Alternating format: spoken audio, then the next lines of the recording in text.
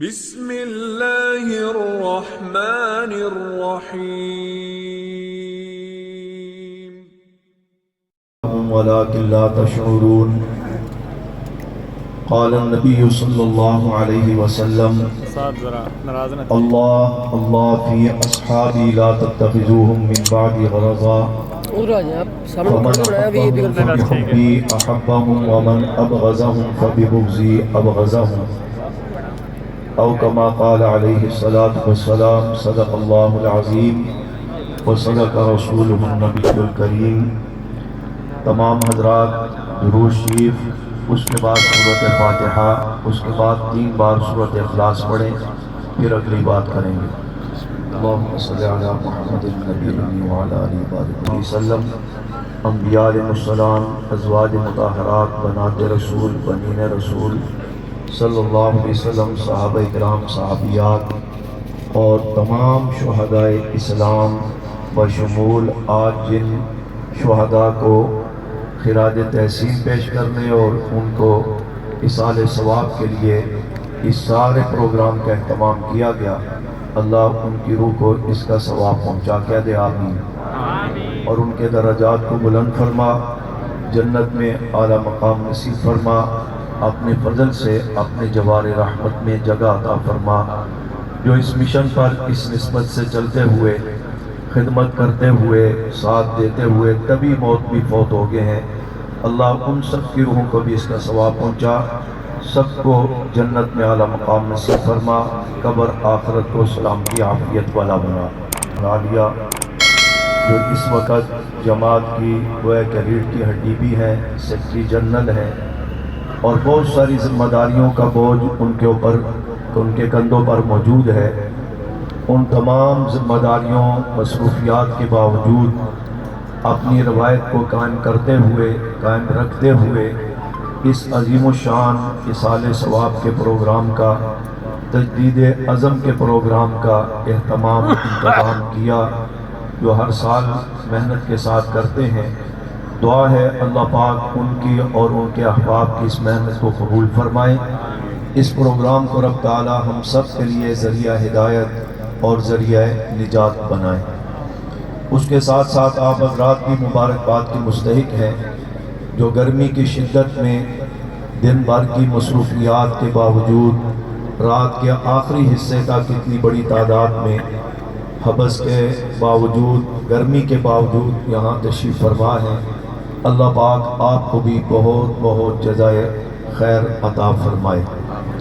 عنوان کی مناسبت سے یقیناً ہر انداز میں علماء کرام عالمانہ، محققانہ، خطیبانہ بیان فرما چکے ہیں، بیانات آپ نے سماعت فرمائے، اور بالخصوص حضرت علامہ علی شیر حیدری شہید رحمۃ اللہ علیہ کی علمی جھلک آپ نے مولانا عبدالجبار حیدری صاحب حفظہ اللہ سے آپ نے سنی۔ میں ایک جملہ کہا کرتا ہوں، ہمارا دور گزر گیا اللہ کی توفیق سے، جو کہنا تھا، جو جذبات تھے، جو انداز تھے، وہ ایک وقت ایک عروج ہوا کرتا ہے۔ جذبوں میں انشاءاللہ بات اب بھی موجود ہے، لیکن وقت کی بات ہوتی ہے۔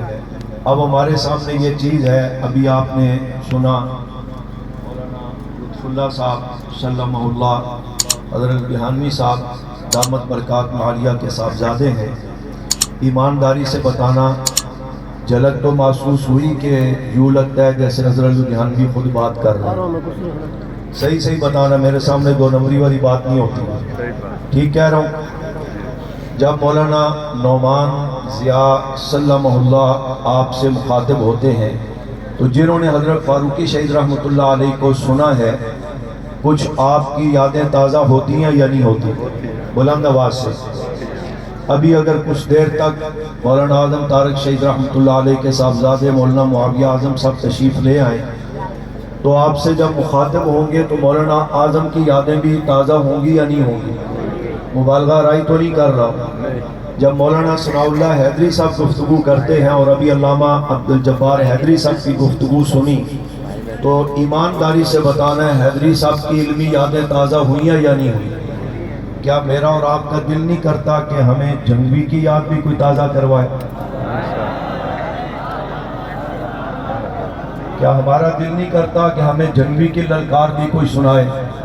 کوئی ہمارا دل نہیں کرتا ہمیں جنوبی کا انداز بھی کوئی بنا کر کے دکھائے؟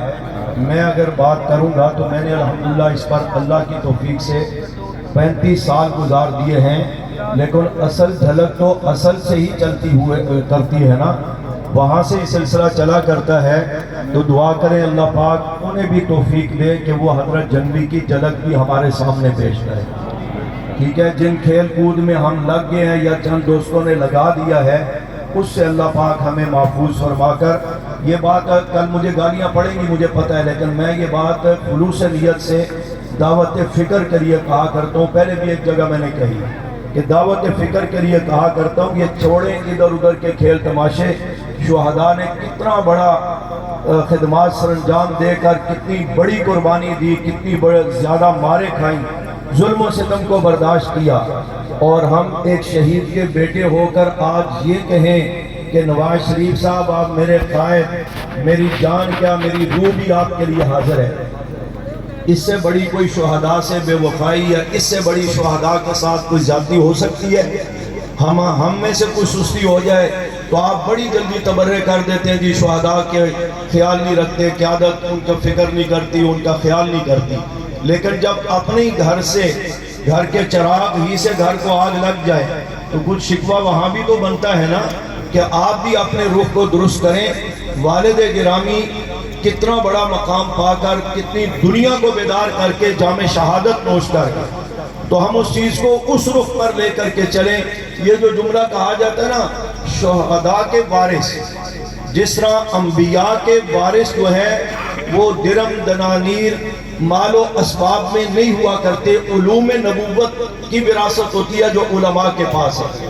اسی انداز میں شہداء کا وارث بھی وہی کہلاتا ہے جس کے پاس شہداء کا مشن ہو، جس کے پاس شہداء کا کردار ہو، جس کے پاس شہداء کا چال چلن ہو، جس کے پاس شہداء کے جذبے ہوں، جس کے پاس شہداء کی سوچ ہو، جس کے پاس شہداء کی فکر ہو، جس کے اٹھنے بیٹھنے سوچ و فکر میں شہداء کی تڑپ موجود ہو کہ وہ جس مشن کاز کے لیے شب و روز محنت کر رہے تھے، آج ان شہداء کے حقیقی وارث چاہے ان کے صاحبزادوں کی صورت میں ہو یا جماعت کی قیادت کی صورت میں ہو، جماعت کے ذمہ داروں کی صورت میں ہو، حقیقی وارث وہی کہلائیں گے جو شہداء کے مشن کاز کو لے کر، ان کے عملی کردار کو لے کر، ان کے جوش و جذبہ کو لے کر، ان کی جرات و استقامت کو لے کر، جان ہتھیلی پر رکھ کر، جس طرح چھوٹی سی قدامت جسامت میں مولانا حق نواز شہید رحمت اللہ علیہ نے دنیا کفر کو للکارا تھا،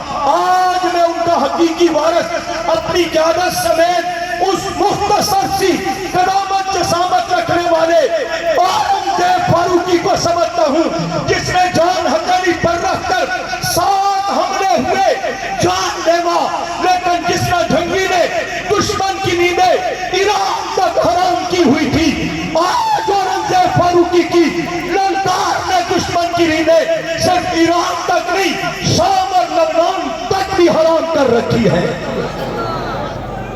اس کو کہا جاتا ہے شہداء کے وارث۔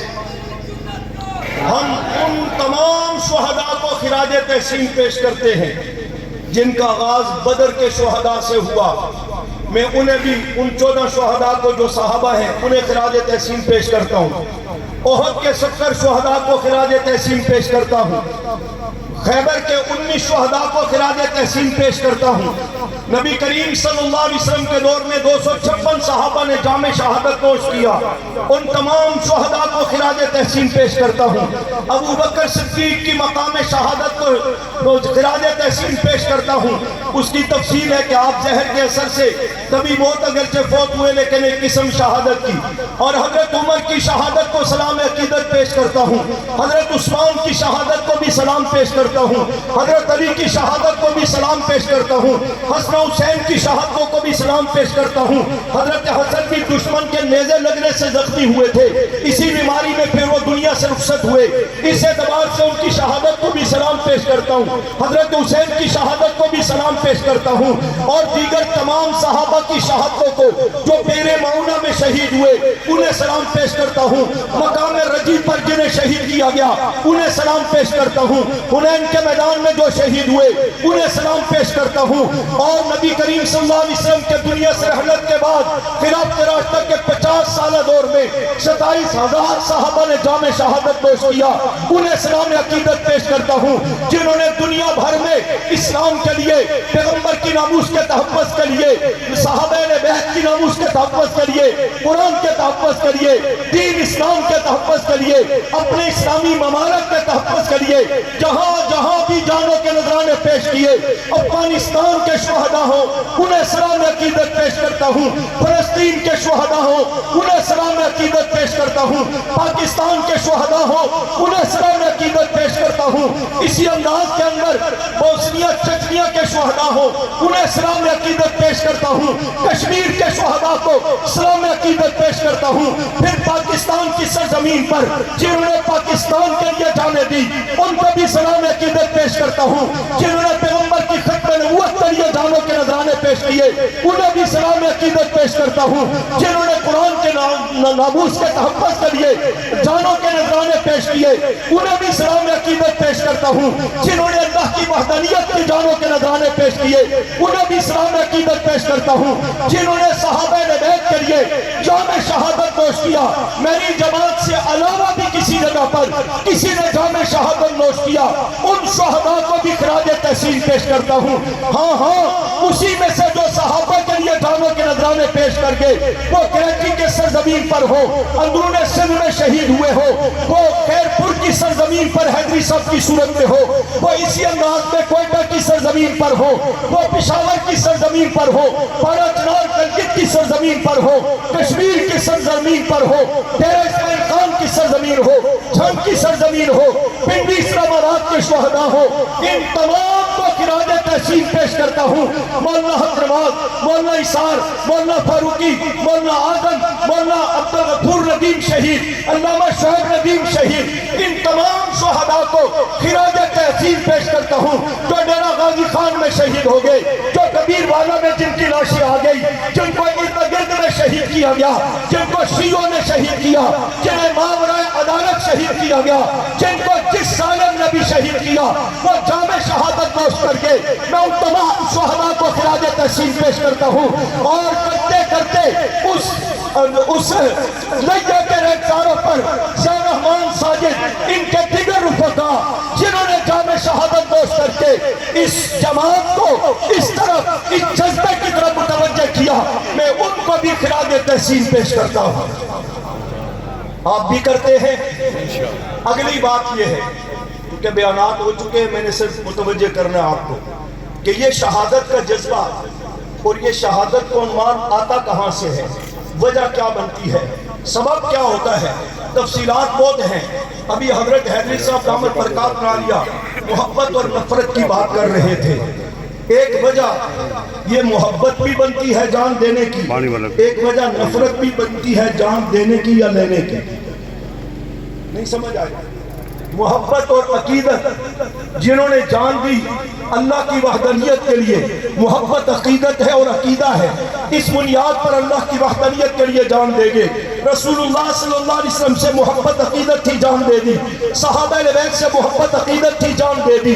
اور اسی انداز میں اس کا دوسرا رخ یہ ہے، کوئی اخلاق سے متاثر ہوتا ہے، کوئی کردار سے متاثر ہوتا ہے تو دیوانہ بن جایا کرتا ہے، کوئی حسن و جمال سے متاثر ہوتا ہے تو دیوانہ بن جاتا ہے، اور دیوانگی یہاں تک جاتی ہے کہ جان تک دینے کے لیے پیش ہو جاتے ہیں۔ آج کے پرفتن دور میں نوجوان طبقہ یہ جس عارضی حسن و جمال کو دیکھ کر کے جانوں کے نذرانے پیش کرنے کے لیے تیار ہو جاتے ہیں، کوئی کسی کی گوری رنگت پر، کوئی کسی کی چٹی چمڑی پر، کوئی جناب کسی قیادت کے غلط انداز ہی صحیح، لیکن اس کے فرقوں کو دیکھ کر کوئی سیاست میں، کوئی تجارت میں، کوئی رشتے میں، کوئی کس کھاتے میں جانوں کے نذرانے پیش کرتے ہیں۔ لیکن آئیے یہاں مجھے یہ سبق بھی ملتا لکھا ہے کہ سید عائشہ صدیقہ رضی اللہ عنہا فرماتی ہے کہ جنہوں نے حضرت یوسف علیہ السلام کے حسن کو دیکھا انہوں نے انگلیاں کٹوا ڈالی، ایمان نہ لائی، قطعن ایدیہن قلن حاش للہ ما ھذا بشرا کہہ گئی، حواس پاختہ اتنی ہو گئی، بشریت سے انکار کر دیا، انگلیاں کٹ گئی حسن یوسف کو دیکھ کر۔ لیکن فرماتی ہے جس نے میرے سرتاج محمد رسول اللہ صلی اللہ علیہ وسلم کے وہ سہاب والے چہرے کو دیکھا، وہ نیل والی زلفوں کو دیکھا، مازاغ البصر والی آنکھوں کو دیکھا، اور وجہ فی السماء والے حسن و جمال کو دیکھا، میرے محبوب کے صراط اقدس کو دیکھا، وہ پہلے ایمان لائے پھر گردنیں کٹوانا آسان ہو گئی، پہلے ایمان لائے پھر گردنیں کٹوانا آسان ہو گئی۔ جن صحابہ نے جام شہادت نوش کیا اللہ کی محبت میں، رسول اللہ کی محبت میں، قرآن کی محبت میں، دین اسلام کی محبت میں، پیغمبر کے حسن و جمال سے بھی متاثر تھے، پیغمبر کے حسن اخلاق سے بھی متاثر تھے، پیغمبر کی سیرت سے بھی متاثر تھے، پیغمبر کی صورت سے بھی متاثر تھے، اتنے متاثر تھے کہ جب جان دینے کی باری آتی تھی آقا پوچھتے بھی تھے کوئی اور تمنا ہے تو بتاؤ، کسی نے یہ نہیں کہا دعا کیجئے نا میں آخری سانس لے رہا ہوں، آپ کی دعا قبول ہوتی ہے، اللہ مجھے جان دے دے، مجھے زندگی دے دے، مجھے زخموں میں صحت دے دے، میں مزید زندہ رہنا چاہتا ہوں، نہیں میرے آقا پوچھتے ہیں بتاؤ کوئی اور آرزو ہے تو بتاؤ، وہ کہتے ہیں گھسٹ کر کے زخمی صحابی اپنے وجود کو آگے کرتا ہے، پیغمبر کے قدموں پر اپنا چہرہ مبارک رکھ کر اپنے رخسار مبارک رکھ کر کہتا ہے سر ہو قدموں میں تیرے اور قضا آ جائے، اس موت سے بہتر کوئی موت نہیں، اس آرزو سے بڑھ کر کوئی اور آرزو نہیں ہے۔ اور اس انداز میں حسن و جمال سے متاثر ہوئے ہیں کہ النظر الی وجہ رسول اللہ صلی اللہ علیہ وسلم کا جملہ حضرت صدیق اکبر رضی اللہ عنہ نے فرمایا تھا نا، تو پھر اس پر جان کو بھی جوکھوں میں ڈالا تو پاؤں نہیں ہلایا۔ یہ بدبخت کہتے ہیں کہ جنگوں میں صحابہ حضور کو اکیلے چھوڑ کے بھاگ جاتے تھے، کیسے مانے؟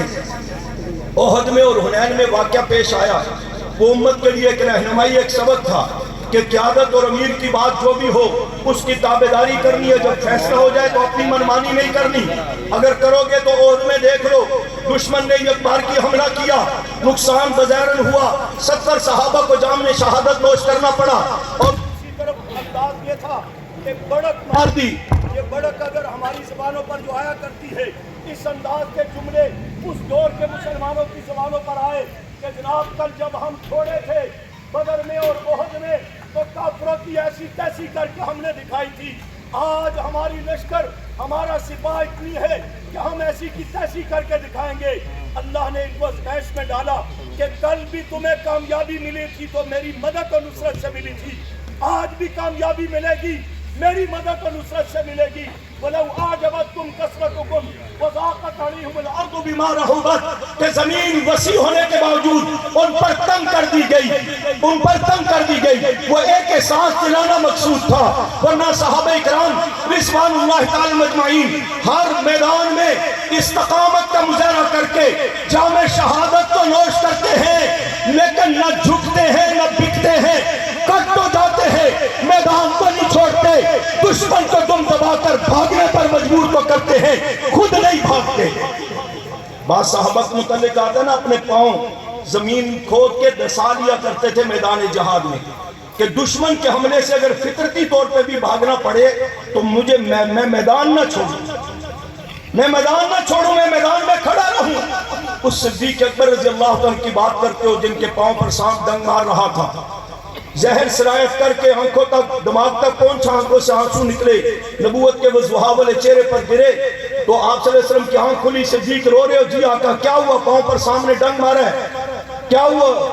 آپ اٹھ کے بیٹھ کے مجھے بتایا کیوں نہیں، جگایا کیوں نہیں؟ فرمایا آپ کے آرام میں خلل نہ پڑے۔ اللہ حضرت صدیق اکبر رضی اللہ عنہ کو اللہ کے رسول صلی اللہ علیہ وسلم نے فرمایا صدیق اکبر پتہ ہے کہ سانپ کے کاٹنے سے جان چلی جاتی ہے؟ فرمایا جی آقا مجھے پتہ ہے جان چلی جاتی ہے، پھر کیوں نہیں اٹھایا، پھر کیوں نہیں جگایا؟ فرمایا جان جاتی ہے چلی جائے، یہ لمحے ٹھہر جائیں، یہ گھڑیاں رک جائیں، تو کہتے ہیں بھاگ جاتے تھے میدان جہاد میں، تو دشمن حملہ کرے گا یا نہیں کرے گا کسی کو پتہ نہیں ہوتا، یہاں تو کالا حملہ کر رہا تھا، سانپ ڈنگ مار رہا تھا، تم بھاگنے کی بات کرتے ہو۔ صدیق اکبر رضی اللہ عنہ نے وجود کو حرکت تک نہ دی، آقا کے آرام میں خلل نہ پڑے۔ جب آقا اٹھ گئے تو پھر بھی بیٹھے رہے۔ فرمایا میں نے اس لیے پاؤں نہیں ہٹایا، مجھے پتہ ہے سانپ کے کاٹنے سے جان جاتی ہے، لیکن میں نے کہا یہ لمحے ٹھہر جائے۔ کیوں؟ میں آپ کے جہاں اخلاق و کردار اور سیرت سے متاثر ہوں، میں آپ کے حسن و جمال کا بھی تو دیوانہ ہوں نا۔ میں نے اس روز کہہ دیا تھا النظر الی وجہ رسول اللہ صلی اللہ علیہ وسلم، مجھے ساری دنیا میں سب سے زیادہ محبوب آپ کا چہرہ ہے۔ فرمایا مجھے جی بھر کے دیدار کرنے دو، پتہ نہیں دوبارہ موقع ملتا ہے یا نہیں ملتا۔ حضور نے فرمایا صدیق اکبر روزانہ مجھے دیکھتے ہو، یہ کیا انداز ہے، یہ کون سی بات ہے، جان مشکل میں ڈالی ہوئی ہے اور آپ کہتے ہیں میں آپ کی زیارت کر رہا ہوں۔ حضور نے حضرت صدیق اکبر نے فرمایا جی آقا روزانہ زیارت کرتا ہوں، لیکن روزانہ زیارت کرنے میں اور آپ کی زیارت کرنے میں زمین اسمان کا فرق ہے۔ کیا مطلب؟ آپ طے کر لیں، حضرت رحمانی صاحب دامت برکات عالیہ بیٹھے، آپ نے ان کو دیکھنا ہے اور کسی کو نہیں دیکھنا۔ اس کے باوجود آپ کی نظر کے دائرہ کار میں یہ باقی علماء بھی نظر آ رہے ہیں یا نہیں آ رہے؟ آ رہے ہیں نا؟ یہ پیچھے بینر بھی جو حضرات کے پیچھے چھپا ہوا ہے یہ بھی نظر آ رہا ہے؟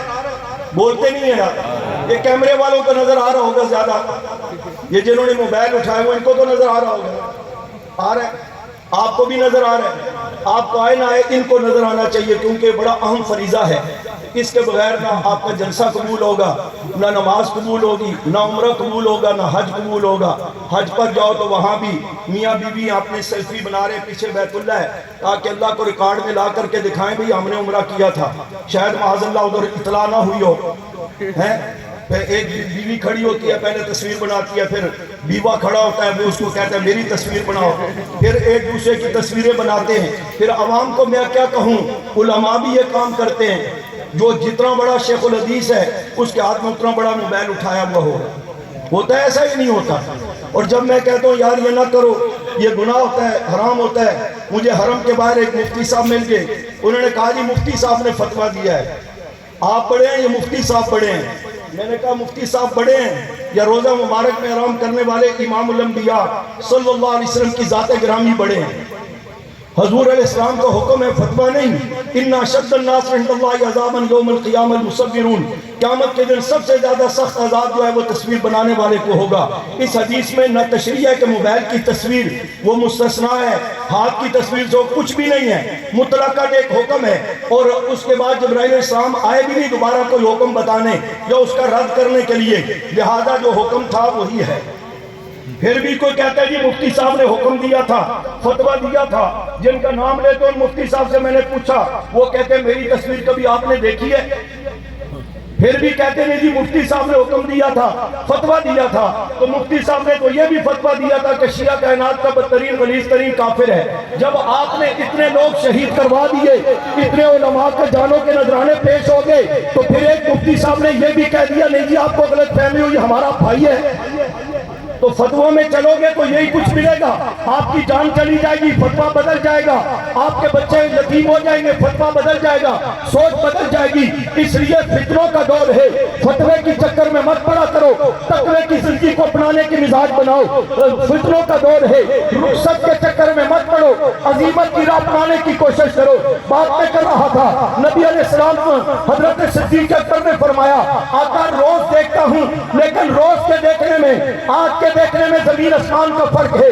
کیا مطلب؟ فرمایا جب میں روزانہ آپ کی زیارت کرتا ہوں، ساتھ عمر بیٹھے ہوئے بھی نظر آتے ہیں، عثمان بیٹھے ہوئے بھی نظر آتے ہیں، علی ساتھ بیٹھے ہوئے بھی نظر آتے ہیں، معاویہ بیٹھے ہوئے بھی نظر آتے ہیں، گود میں حسن و حسین بھی کھیلتے ہوئے نظر آتے ہیں، لیکن اللہ کے رسول صلی اللہ علیہ وسلم آج آپ میری گود میں آپ کا سر ہے، اور یہ آنکھیں اور یہ بہت تھوڑا فاصلہ تھا غار ثور میں، حضور کی گود صدیق اکبر کی گود میں نبوت کا وضوحا والا چہرہ تھا۔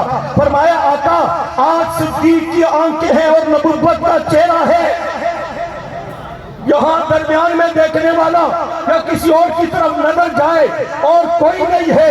اس لیے میں نے کہا جان جاتی ہے چلی جائے، یہ لمحے ٹھہر جائے، میں اپنے محبوب کے حسن و جمال کو جی بھر کے زیارت تو کر لوں۔ تو کوئی محبت سے کوئی حسن و جمال سے، کوئی اخلاق و کردار سے متاثر ہو کر جان دینے کے لیے تیار ہوتا ہے۔ لمبا عنوان اختصار کی طرف آتا ہوں۔ حق نواز سے پوچھا کیوں جان دے دی؟ اسار آپ نے کیوں جان دے دی؟ فاروقی صاحب آپ نے کیوں جان دے دی؟ حیدری صاحب آپ نے کیوں جان دے دی؟ اور اسی انداز میں دیگر شہداء آپ نے کیوں جان دے دی؟ فرمایا جہاں اللہ اس کے رسول کی عظمتیں، عزت و وقار ہمارے سامنے تھا، وہاں پر اس رب عظیم رب کے لیے، اس اللہ اکبر جیسے بلند و بالا مقام والے رب کے لیے جان دینا بھی بنتا ہے۔ پیغمبر کی عزت ناموس کے لیے بھی جان دینا بنتا ہے، پیغمبر کی عزت اور عظمت کے لیے جان دینا بھی بنتا ہے۔ یہ بات تو محبت کی تھی، اور نفرت کرنے والوں کے خلاف لڑ کر کے یا اس کی جان لینا بنتا ہے یا پھر بس چلے تو اپنی جان دینا بنتا ہے، کیونکہ قرآن نے صرف یہ نہیں کہا کہ ہمیں معلوم ہے ہم نشانے پر ہیں، یہ نظمیں پڑھنے کا قرآن نے حکم نہیں دیا۔ قرآن کہتا ہے فَيَقْتُلُونَ وَيُقْتَلُونَ مَلْعُونِينَ أَيْنَمَا ثُقِفُوا أُخِذُوا وَقُتِّلُوا تَقْتِيلًا اخرجوا اليهود والنصارى من جزيرة العرب۔ یہ قرآن کی احکامات ہے کہ نفرت کرنے والوں کا نوٹس لیتے ہوئے جان دینی پڑے تب بھی دے دے، جان لینی پڑے تو لے کر کے بھی دکھا، تاکہ دنیا پر محبت اور نفرت کے ساتھ یہ پتہ لگے، فرق پتہ لگے، اصول پتہ لگے، قانون پتہ لگے کہ اللہ اس کے رسول صحابہ بیت کی محبت میں جان دی بھی جاتی ہے، ان سے نفرت کرنے والوں کی جان لی بھی جاتی ہے۔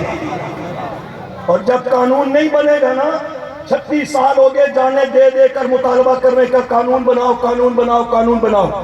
اب قومی اسمبلی سے تو پاس ہو گیا بل کہ صحابہ کی گستاخی کرنے والے کو کم سے کم 10 سال اور زیادہ سے زیادہ عمر قید۔ ہمارا مطالبہ تو سزائے موت کا تھا، لیکن ہم کہتے چلو اتنا بھی ہو جائے، فی الحال آغاز تو ہونا، اتنا ہو گیا۔ اب حکمرانوں، تم نے اس کو سینٹ میں کس بدماش کے کہنے پر روکا ہوا ہے، کس بدبخت کے کہنے پر روکا ہوا ہے؟ وہ وہی طبقہ ہے نا جو صحابہ کا دشمن ہے، اہل بیت کا دشمن ہے، قرآن کا منکر ہے، اللہ کی وحدانیت کا منکر ہے، رسول اللہ کو کامل نبی ماننے کا منکر ہے، ختم نبوت کا منکر ہے۔ تمہیں اگر یہ چیز نہیں نظر آتی تو تمہاری رپورٹوں میں یہ بھی تو آ چکا ہے، وہ پاکستان کی سالمیت کا منکر ہے، وہ پاکستان کے اداروں کا مخالف ہے، یہ جس نے سیاست کی آڑ لے کر پاکستان کے اندر 9 مئی کے اندر بدامنی پیدا کی اور دہشت گردی کی، نوجوانوں کو آگے کیا۔ میں نے اسلام آباد میں بھی کہا، یہاں بھی کہتا ہوں، صرف ان کو پی ٹی آئی کی نظر سے دیکھ کر کے ان کے اوپر قانون حرکت میں نہیں، ان کو گرفتار کا سزا نہیں، ان کو مذہب کے اعتبار سے بھی چیک کرو وہ کون ہے۔ ذمہ داری سے کہتا ہوں، وہ جنہوں نے بدامنی پھیلائی، سرکاری اداروں پر حملہ کیا، فوج کے خلاف نعرے لگائے، انتظامیہ کو برا کہا، پاکستان کو برا کہا، پاکستان کے پرچم گرائے، ذمہ داری سے کہتا ہوں، پکڑو ان کو، مذہبی اعتبار سے بھی تحقیق کرو۔ وہ قادیانی نکلیں گے، مرزائی نکلیں گے، دہریہ نکلیں گے، پاکستان دشمن نکلیں گے، رافضی نکلیں گے، ان سے پوچھو کہ ان کا ایجنڈا کیا تھا۔ اگر پاکستان جس کا آئینی حق ہے اسلام کا نفاذ، اور جس سے آئینی ہمیں حق ہے پیغمبر صحابہ بیت کی ناموس کا تحفظ کروانا، اس چیز کے مطالبے پر ہمیں گولیاں ماری جا سکتی ہے۔ یہ بدبخت جو امر پاکستان دشمنی میں پکڑے گئے، ان کے خلاف قانون بھی فوراً بننا چاہیے اور انہیں کٹائے ملا کر کے گولیوں سے اڑانا چاہیے، تاکہ آئندہ نہ پیغمبر کے صحابہ کے خلاف کوئی بھونکے، نہ پاکستان کے خلاف کوئی بدماشی کرے۔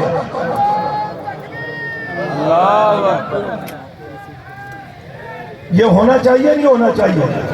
یہاں تو مذہبی لوگوں کے لیے فوراً عمل درآمد، اوپر سے آگر ہدایات، یہ کر دو وہ کر دو، مار دو ہٹا دو۔ جن کو تمہیں آقاؤں نے کہا یہ ملک دشمن ہے، تم نے اتنا عرصہ تحقیق کر کے تفتیش کر کے دیکھ لیا۔ الحمدللہ ہمارے مذہبی لوگوں میں، دینی لوگوں میں، بالخصوص میں اپنی جماعت کی بات کرتا ہوں، ذمہ داری کے ساتھ کوئی ملک دشمن نہیں نکلا۔ ہمارا دکھ درد ایک ہی تھا، ہے، رہے گا کہ صحابہ کی عزت کا تحفظ کرواؤ، ناموس سے صحابہ کا تحفظ کرواؤ، قانون بننے دو، رکاوٹ مت بنو۔ جو رکاوٹ بن رہے ہیں، نشاندہی تمہارے سامنے ہے، ان کو اپنی نظروں میں رکھ کر تفتیش میں لے کے آؤ۔ وہ اسلام کے دشمن بھی ہے، پاکستان کے دشمن بھی۔ اور ان کاٹوں کو ختم کر کے فوری طور پر قانون سینٹ سے پاس کرواؤ اور اس پر عمل درآمد کراؤ. یہ ہونا چاہیے. بلند آواز سے نہیں ہے تو مولانا احمد الجہانوی صاحب دامت برکات عالیہ کب تک اور کس کس کو کتنا کتنا پکڑ کر کے روکیں گے؟ بھئی صبر کر جاؤ. ایمان کا مسئلہ ہے, ایمانی غیرت کا مسئلہ ہے. آپ مجھے ہمیں پتہ ہے کہ آپ جان دینے کے لیے بھی تیار ہیں, جان دشمن کی لینے کے لیے بھی تیار ہیں, لیکن میں تمہیں کہتا ہوں پاکستان کے امن کے لیے صبر کرو, امن کی خاطر صبر کرو, ملک کی خاطر صبر کرو, اور قوم کی خاطر صبر کرو. لیکن حکمرانوں مولانا کب تک ان کو روکتے رہیں؟ ابھی پرسوں کی بات ہے, چند دن پہلے اسلام آباد میں ایک ایسا شخص جو نبی علیہ السلام کو ناکام لکھنے میں جھجک محسوس نہیں کرتا, جو حضرت عمر رضی اللہ عنہ کے اوپر کفر کا جملہ لکھنے میں جھجک محسوس نہیں کرتا, جو اپنی قوم کو صحابہ پر, اپنی بدبخت زناکار بدکردار قوم کو معاذ اللہ ثم معاذ اللہ صحابہ پر فوقیت دیکھنے میں کے نظریے سے جھجک نہیں کرتا, اس کا یوم بنانے کی سرعام اسلام آباد میں کوشش کی گئی. ہم نے پہلے طریقے سے درخواستیں دی کہ دیکھو ہم قانون کو ہاتھ میں نہیں لیتے, لیکن یہ مسلمانوں کی دل آزاری ہے, یہ بند کیا جائے, سلسلہ روکا جائے. تو اکثر افسران نے تو ہماری بات کی تائید کی, انہوں نے کہا نہیں ہونے دیں گے پروگرام. ایک صاحب کہتا جی تمہیں کیا تکلیف ہے, وہ ان کے مذہب کا بڑا ہے, تمہیں کیا تکلیف ہے, میں کراؤں گا. ہم نے کہا ٹھیک ہے کرانا. ہم نے بھی پروگرام بنا لیا, یہ ان کے مذہب کا بڑا ہے تو مذہبی نسبت سے ملا عمر ہمارا بھی بڑا ہے, صدام ہمارا بھی بڑا ہے, وہ غیر ملکی لیڈر ہے, یہ بھی غیر ملکی لیڈر ہے. اگر یہاں غیر ملکیوں کو خراج تحسین پیش کرنا ہے جو اسلام کے بھی دشمن, حرمین کے بھی دشمن, پاکستان کے بھی دشمن, تو میں کم از کم ان مسلمانوں کے لیڈروں کو, وہ صلاح الدین ایوبی کی صورت میں ہو, وہ طارق بن زیاد کی صورت میں ہو, وہ ملا عمر کی صورت میں ہو, یا وہ صدام کی صورت میں ہو, وہ کم از کم پاکستان اور اسلام کے دشمن تو نہیں تھے نا. پھر ہمیں بھی آتا ہے کہ ہم ان کو خراج تحسین پیش کریں. اس لیے یہ ڈرامے بازیاں بند کرواؤ, ہم نہیں برداشت کریں گے. ہمت ہوئی, حضرات نے کوشش کی. میں اسلام آباد کی جماعت بالخصوص مولانا عبد الرحمن معاویہ صاحب حضرت علم میں ہے, ان کی محنت کوشش سے میں سفر پر تھا, انہوں نے دن رات محنت کی اور جو ایک پیغام دیا تھا اس پر ڈٹ گئے. براہ راست دشمن کی دھمکیاں آئیں, ہم تجھے یہ کر دیں گے وہ کر دیں گے. تو مولانا نے کہا میں کوئی سیاسی لیڈر نہیں ہوں کہ تمہاری یہ اور وہ سے میں کہوں جی چلو جی خیر ہے, میں کل ووٹاں بھی تو لڑنیاں ہیں. وہ اشرام نے جھنکا کیا ہوا ہے, جماعت مشن کاز یونٹ کوئی کچھ سسٹم نہیں, بس دن رات تسبیح اٹھائی ہیں, سیاست سیاست سیاست سیاست سیاست سیاست. باز آ گئے آپ ان طریقوں سے. مولانا حق نواز ضرورت سمجھ کر سیاست میں قدم رکھا تھا, مقصد سمجھ کر کے نہیں. ضرورت کے مطابق جماعت جس کے لیے فیصلہ کرے اس حد تک ان دنوں میں اس موقع پر سیاست میں حصہ لو تاکہ دشمن کے لیے میدان خالی نہ چھوڑے. لیکن ہر وقت سیاست کی تسبیح پڑھنا, نہ مشن نہ کاج نہ جماعت نہ یونٹ نہ درس قرآن نہ ششتے نہ کام نہ مشن نہ نظریہ, یہ کوئی کمال نہیں, یہ کوئی شہداء سے وفا نہیں. اپنے رویوں کو بدلے جہاں جہاں یہ کمزوری ہے. مولانا نے انہیں جواب دیا میں نے کوئی سیاست نہیں کھیلنی کہ مجھے ووٹوں کی لالچ ہو, میں سوچ بدل لوں, رستہ بدل لوں, بات بدل لوں. جو کہا ہے کہ ایسے بدبخت کی برسی نہیں ہونے دیں گے تو پھر نہیں ہونے دیں گے. چنانچہ جان ہتھیلی پر رکھ کر ہمارے چند ذمہ دار میدان میں آئے. ادھر سے لڑکے اور لڑکیوں کی بسیں بھر کے بولا. وہ جنگ قادسیہ میں جو تھا وہ لڑکیاں اس لیے نہیں لائے کہ وہ بڑی بہادر تھی, وہ اس لیے لائے شاید ان کو دیکھ کر مولانا عبد الرحمن صاحب باقی دیکھ کر کے اچھا یار ہے بڑا حسن و جمال ہے, ایسے ہی ہم جناب ان لڑائیوں میں پڑے ہوئے ہیں تو چلو ان سے کوئی دوستی شوستی کر لیں, جیسے ہمارے بعض مولویوں کی راڈ ٹپکنے لگ جاتی ہے شیعوں کو دیکھ کر. لیکن یہ جنگی کا تربیت یافتہ ہے, الحمدللہ کامیابی ہوئی. میں ان دوستوں کو بھی خراج تحسین بھی پیش کرتا ہوں اور آپ سے دعاؤں کی بھی درخواست. اسی انداز میں آج راول پنڈی میں 2 دن پہلے 2 بدبختوں نے سرعام بڑی کھل کے گستاخی کی. حضرات نے کہا اور یہ جو سائبر کرائم کا ادارہ ہے انہوں نے گرفتار کر لیا, گرفتار کر کے رات کو رکھ کے کسی کا فون اوپر سے آیا ہوگا یا پیسہ آیا ہوگا, اگلے دن گستاخوں کو چھوڑ دیا. پھر اشتعال بڑا. ہم جو مشکل سے اس نوجوان کو کنٹرول کرتے ہیں, نہیں بھئی بات قانون کی ہو رہی ہے. آپ جب جانبداری کرتے ہیں, گستاخوں کو رائے دیکھتے ہیں, پھر ان کو خون کھولتا ہے, پھر یہ مرنے مرانے کے لیے تیار ہوتے ہیں. فَيَقْتُلُونَ وَيُقْتَلُونَ, انہیں نہیں بات سمجھ آئی. آج دن کو الحمدللہ مظاہرہ تھا اور پنڈی کی قیادت نے, نام لینا ضروری نہیں, اس قیادت نے ہمت کی, ساتھیوں کو بلایا, بیٹھ کے ہمیں گستاخ گرفتار چاہیے, FIR چاہیے, اور اس وقت تک اٹھے نہیں جب تک یہ مسئلہ حل نہیں ہوا. میں انہیں بھی خراج تحسین پیش کرتا ہوں. حالات سب کے لیے ہیں, لیکن مجھے اور آپ کو سب کچھ برداشت کرنا ہے. پیغمبر صحابہ بیت کی گستاخی برداشت بولو بلند, جن کو واقعی برداشت نہیں وہ زور سے بولے. صحابہ بیت کی گستاخی برداشت نہیں کرنی. اور اس کے لیے یعنی کہ فیس بک پر بیٹھ کر کے بس مذمتی پوسٹیں چلاتے رہے. یہ فیس بک اچھا ہے کہ مولانا حق نواز کے دور میں نہیں تھا, صحابہ کے دور میں نہیں تھا. پتہ نہیں ہمارے جذبے بنتے نہ بنتے. جو اس دور میں جذبے تھے وہ جذبے بروئے کار لاؤ گے تو دشمن کو لگام ملے گی, تب جا کر دشمن کو لگام ملے گی.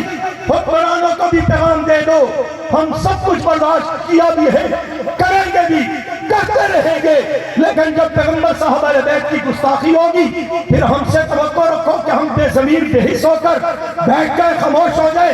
نہیں ہو سکتا.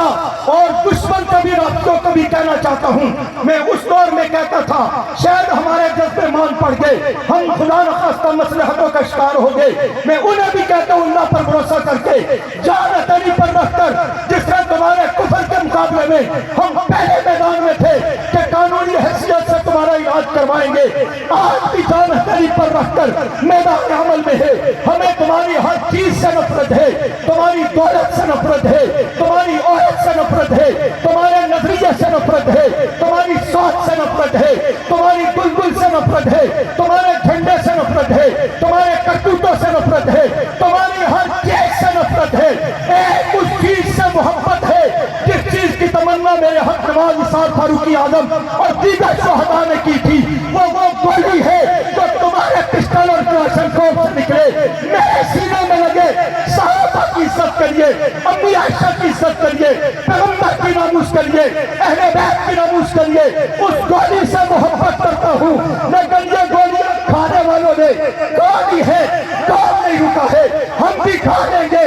کل بھی پورے منور دنیا میں صحابہ ہو رہا تھا, آج بھی ہو رہا ہے, انشاءاللہ آئندہ بھی کیا ہوگا, کیا ہوگا, کیا ہوگا. بولی نے بھی تک آپ سو رہے ہیں.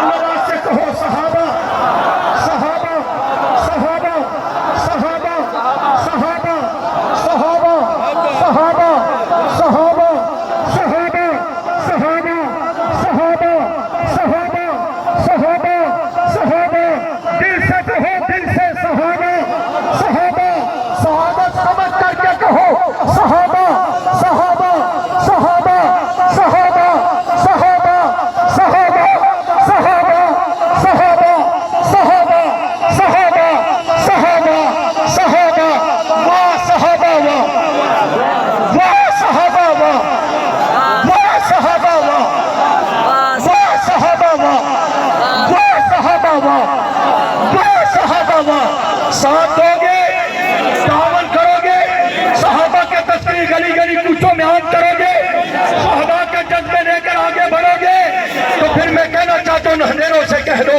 ٹھکانہ اپنا کر لے, ہم بے عزم کے ساتھ بنیاد سحر رکھتے ہیں. وما علینا الا البلاغ.